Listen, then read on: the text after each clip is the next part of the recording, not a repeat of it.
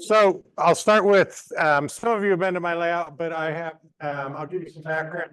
My railroad is the Mid-Ohio Railroad. It's actually, I modeled the line, the Ohio Central line from Newark to Mount Vernon. So I'm modeling it, but with a fictitious railroad, the Mid-Ohio, that actually likes their customers and tries to actually switch cars. So that's a completely different concept than what the Ohio Central currently has. As an example, the current grain elevator had a switch go bad. Since they owned it, Ohio Central refused to help them with it and said they took out the switch. They took out a piece of rail. They're unable to use the siding now. So the grain elevator's not moving any grain cars. They put dirt in and are loading trucks from the grain loader for the freight cars. So that's why I model a railroad that actually cares about the customers.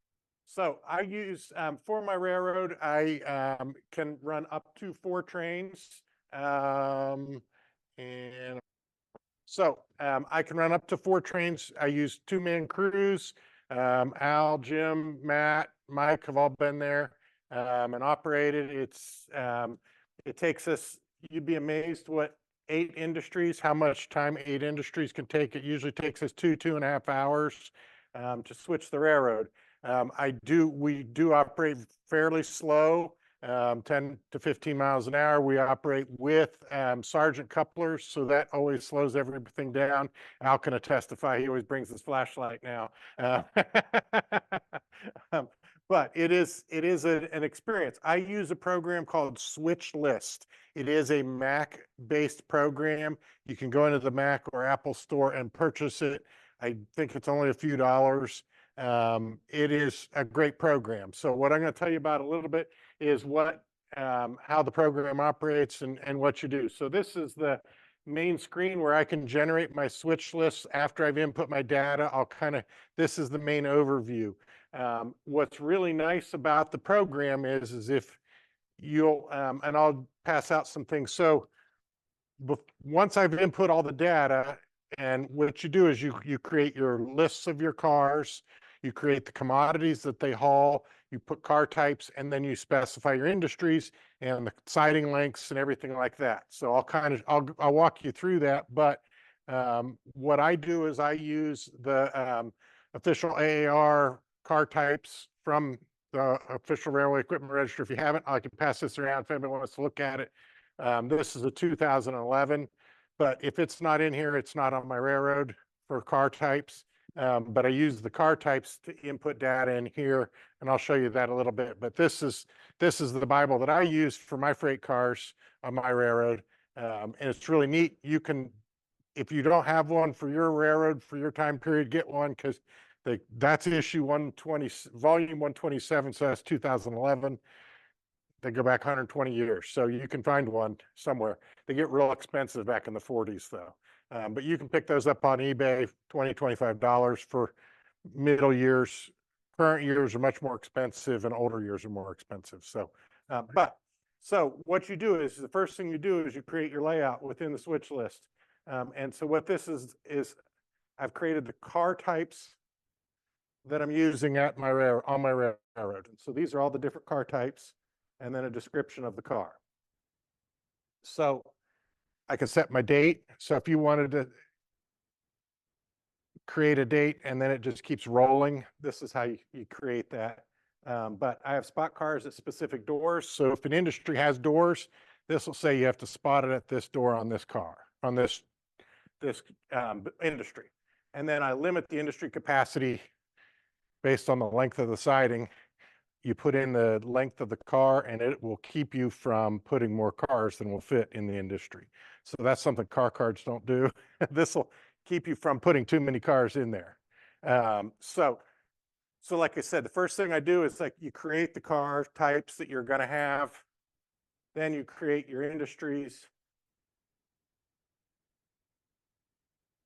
So these are the different industries, and then I've created the location where they're at. So the various industries, and so here's where you put your spur length. So the length of your siding goes here, the number of doors, It's actually really easy. You just start putting in, a monkey can put the stuff in, really. But it allows you to, once you have all your data, you hit a button and it creates your switch list. So here's my 2 yards. I have Kibler Yard in Newark and Knox Yard in Mount Vernon. So those are where all my switching gets done, and out of those 2 yards. Again, the cargoes. So as an example, this industry, you can't see it, is Frito-Lay. I have a Frito-Lay, the Frito-Lay in Worcester I've put in Mount Vernon to give more interest. So I get one corn syrup car per week. Here's the type of car that it uses, and where it comes from. So this is how you create your industries and say what we're getting, how many cars are we getting per week. You can do per week, per day, per month. So it allows you to create randomization by this feature here. So let me just show you. So yeah, so I could have one corn syrup car per day. I could have one per week or one per month. And you can create your own rate, and every industry and every car type can have a different rate. So that way you're not switching the same 5 cars every time you come. I'm pretty sure the guys that have been there multiple times, your train has never been the same. Even though I have 100 cars on the layout, you probably never switch the same car in the same session. It's really kind of amazing. I only have 2 cars for every spot, and it's different every time. You're never going to switch the same thing. You could go a couple of years of operating sessions and never wind up with the same combo, because of you're creating your frequency and your number of loads. You can, so as an example, my grain elevator gets 25 cars a week. It gets 25 cars a week, but every operating session is only 1 day. So you may only do 7 or 8 cars when you come. So you have your cargoes, your towns, your industries, your yards, your cargoes. I showed you. Then what you do is you input all of your freight cars. So this is all of my freight cars on my layout, including the ones on my workbench. So I have this car, this one's on my workbench. So it's easy to take a car offline. You just change it to the workbench. What's really nice is I can, a week before the operating session, I create 2 reports. I'll create a car location worksheet and I'll pass this around. So this basically shows you every industry, and it shows you what cars should be where. So it's really easy to go through and make sure the cars are where they belong. If they aren't, I know I need to find them. So there's the other report. This is the yard report. So this shows me what cars are in my yard. And it shows me where they're going to be going. So I can prep for an operating session. It takes me less than an hour to check all of my cars, where they're at. So Carter, if you hold on a second, there's 2 reports there. So I was going to show you. So this one is, yeah. So this is a car. That's another car yard, or this is a car report, and this is a location report. So if I have a car, I can look it on here. All my cars are in alphabetic order here, and if I find that car, I can find out where it's supposed to be. So this one tells me where it's supposed to be, and then this one, I go to the location. This tells me what cars are supposed to be there. So you can look them both up really easy, and there's not a lot of chasing down cards and figuring out where the car is. This tells me where they're at, and I can fix it in a matter of moments. So again, you see here, so I put the reporting marks in, what the product is carrying, is it loaded or empty, shows you the car type, car length.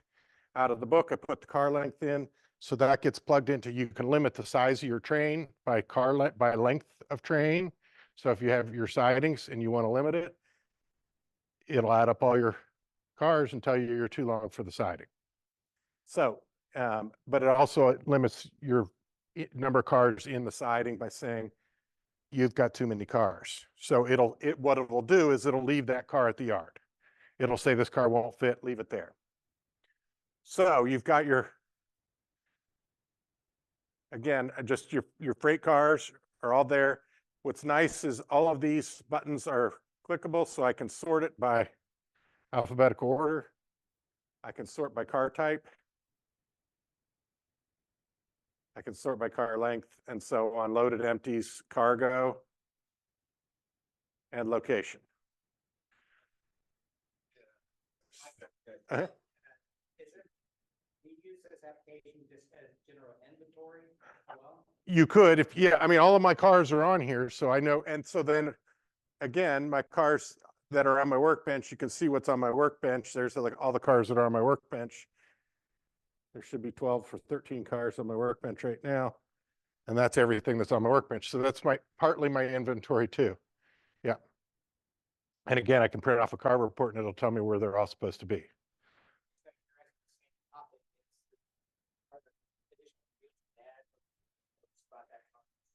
There are not. Unfortunately, you could add under cargo, you can add notes, or you can do, I mean, these lines allow you to type in. You're not limited to just the road number. You can put more information in there. You could put X this, or, I've often done that. So, but it gives you a lot of flexibility there. So you basically, you put in your freight cars, you put in your towns, your industries, your yards, your cargoes. Then you say, how many trains do I want? So I actually run 4 trains. So I've created those trains.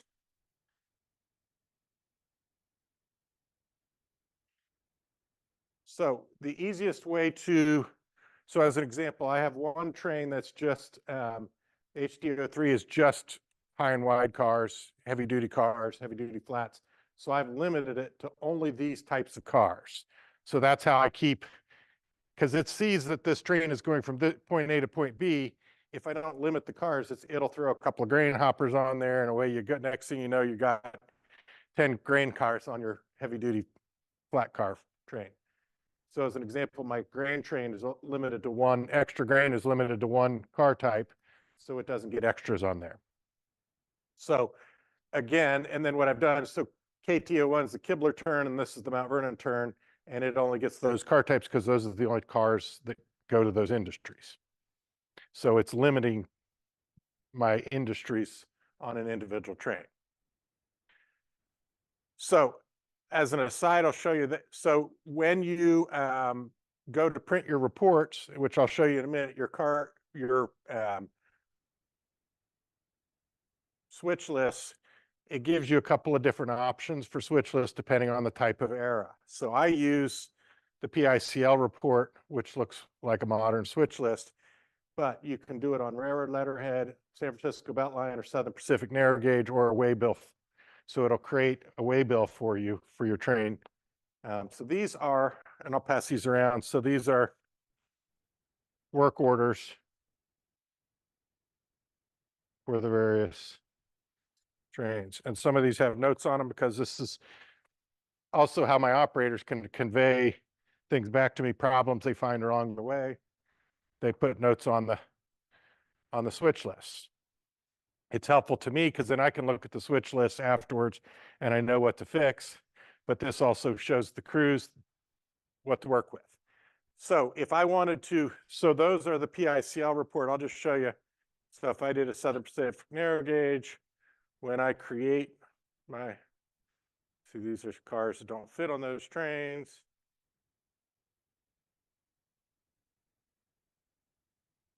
So if I'm using the Southern Pacific narrow gauge switch list, this is what it looks like instead of what you see in your hand.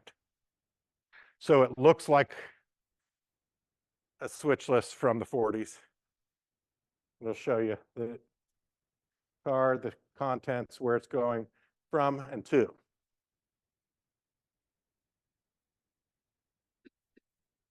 Or lose something.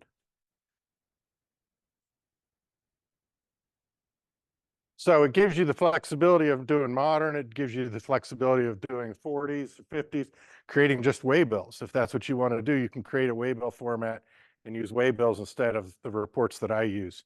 It's all of what you want to use for your time period. But it's a really, for you Mac users, Don, it's a great way to be able to create, and you're not managing cards. And you also, if you drop the switch list, you just pick it up and keep working. You're not Been there, done that. Anybody at Bill Mapes' house, how many times have you sorted through car cards like, what just happened to me?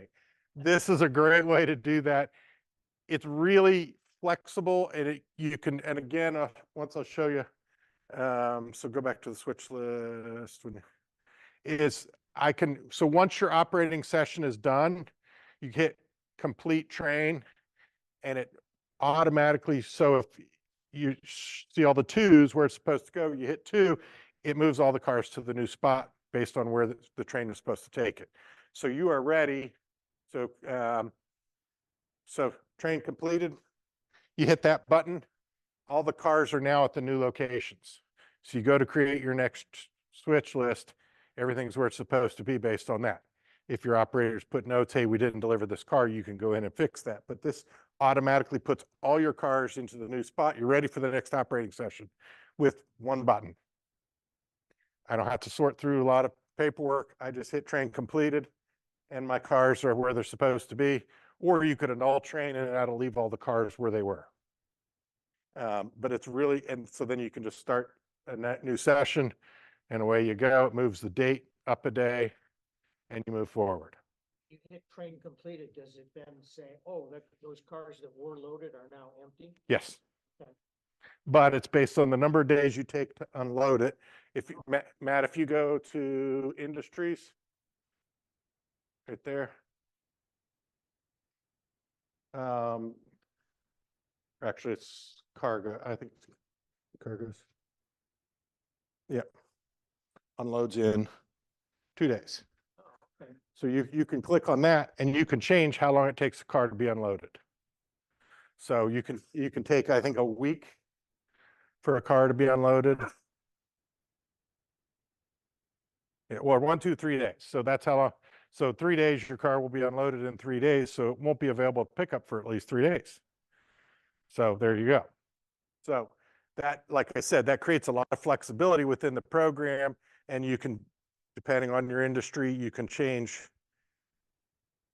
how many cars it gets and then how long it takes to unload it.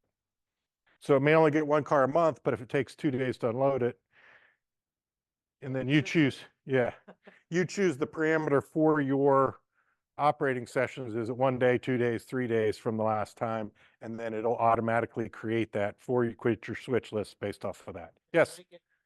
Oh, sorry. Yes, Mike. Frequency of 1 car a month, for Uh-huh. instance. Would we have to come up to 30 op sessions for the one industry change? Yeah, if I only do a day each time, yes, yes. So it'd be, and I'm only operating every other month, so it'll be a while.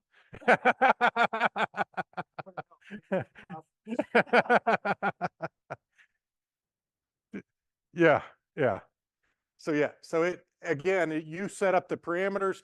I've played with some parameters just to kind of see how often, it's like, well, I really want that industry to get switched more often, so I'll change the parameters a little bit just to kind of, so as an example, I have 4 ballast cars that only get removed once a month, work once a month. And then because I've got a storage spot that I created since the last time. I think, Matt, you were there, you picked them up probably the last time from Mount Vernon. But I got a storage track, and those cars haven't moved in 1 or 2 operating sessions. On the yard parameters Uh-huh. Would it prevent your yard from getting too cold given the 4 trains, whatever number of trains you have run per session? It does not have that. My parameter is I don't have more cars than my yards can handle. I mean, I try and I actually need to, I probably have more cars than I need. I need to skinny down a few, but I only have enough for, again, every car or every industry. There's only two cars for every spot on every industry. I do not have more cars than that on my, it's a self-limiting factor that keeps me from buying more cars than I need. I know a lot of people will do where you move cars off the layout for a period of time. You would just create another industry within you could create instead of workbench, you could create, storage and you move cars, you could add that as an industry and create a loading time, and that's how long that car will stay in storage under your layout. It's really easy to do that within this program. There is there's a user group for this program. I've jumped on once or twice, and it's actually, there's a lot of tips. I don't know what the site is, but it is a great tool. And there's a lot of guys using this program. They're all Mac users, though. That's the only caveat. But it is a great program, and I really enjoy it. I've used it 2 years now, and I've found it to be very enjoyable and very easy to prep. It takes me longer to clean my track than to figure out where my cars are. So, yes.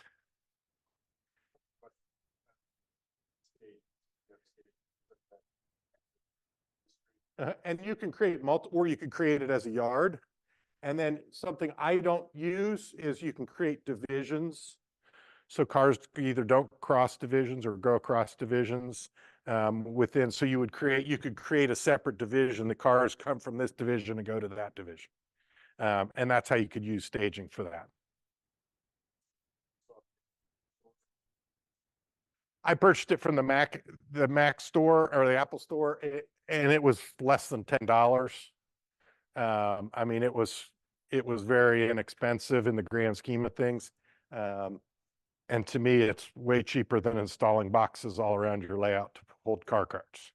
So, and I know guys love car cards. Car cards are not for me. And I bought the boxes and I bought the car cards and I started writing stuff down. I was like, oh, this is for the birds. I found this program and I immediately ripped all those boxes off my layout, threw them away.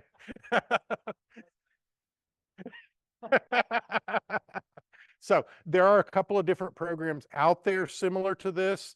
I know there are guys that use like Excel spreadsheets too. To me, this one it's not completely idiot proof, but if I'm using it, it's fairly idiot proof. So, and yeah, except for the ones say on the workbench. So I have 13 cars on my workbench right now. Because I haven't built. These are that's a brass caboose. That's another caboose I haven't painted yet. Most of these are almost done. No cars are on my layout at this point that aren't weathered and weighted and tested. So if they're not weathered and graffitied, and they have to have conspicuous striping to be on the layout. So those cars don't have that yet. So it's about a total is just about 100. Yeah. Yeah. Yeah. Again, I look at it as a way I self-limit my ability to add cars. It's great. I can go into a train store and not have to worry about buying a freight car because I don't need any more. Send a car out. Uh-huh. Say it's empty going into an industry. Uh-huh. Loaded. 24 by 26. I mean, it's a pretty decent size layout. Matt, you guys can, I mean, it's a good size layout. Plenty of running and lots of aisle width. So 8 industries total. But again, it takes 2.5 hours to switch those 8 industries.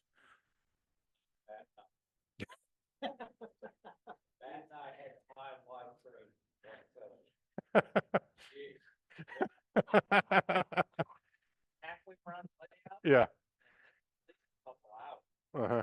Mm-hmm. We thought we were all done. I said, man, I think we need an item there.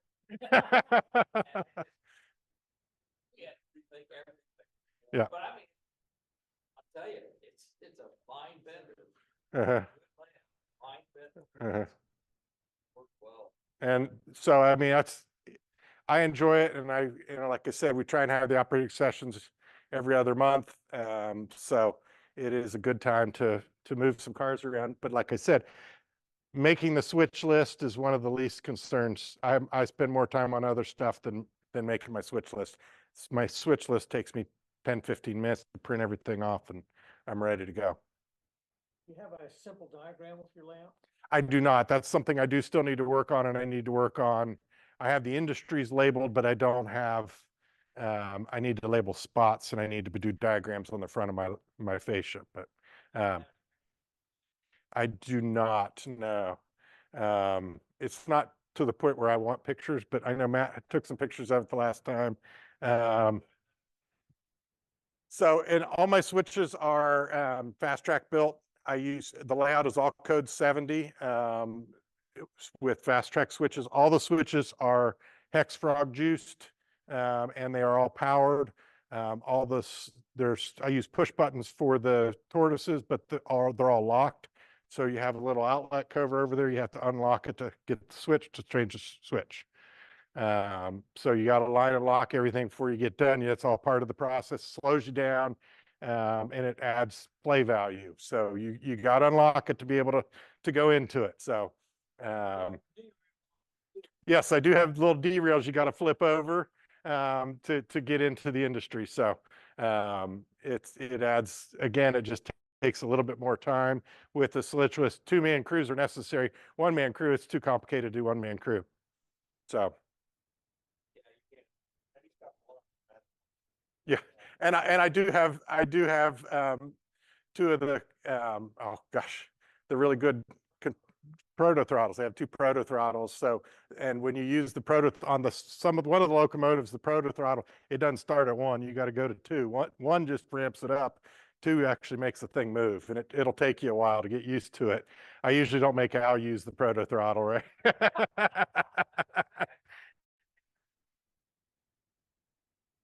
The question was, is the program available for iPad or for iPhone? It is not. It is only for the Mac. And there was talk on the one podcasts, which one of the guys from Crossing Gate uses the program, and there was talk of trying to get it on the Android store, but nothing yet. So, any other questions? Short article for the Signal about the group, and if you could just even do a real rough sketch of the layout to give us an idea. And again, I have an operating crew of about 10 to 12, but if anybody wants on the crew, sometimes I had to cancel the last session because I could only get 2 people. So I hated to do, but I've done it with 3 people before, and the last time I only had 3 people, I ran a train and I redid a whole section of the layout, so I'm not allowed to do that anymore.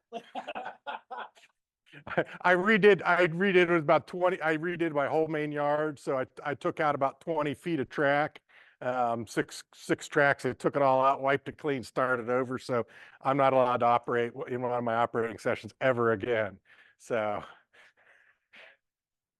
yeah, no, it took me 2 trips to the chiropractor to fix that one.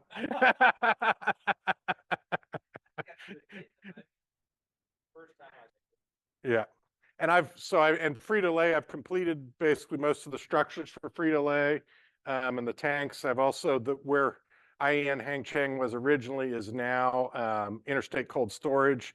I've got that building done. I haven't got all the piping on the roof done, but that's coming along. So I'm trying to get ready for the May next year. I'm trying to get the layout more complete by May of next year, since it will be on the operating sessions for the regional convention. So, any other questions? All right. Thank you, gentlemen.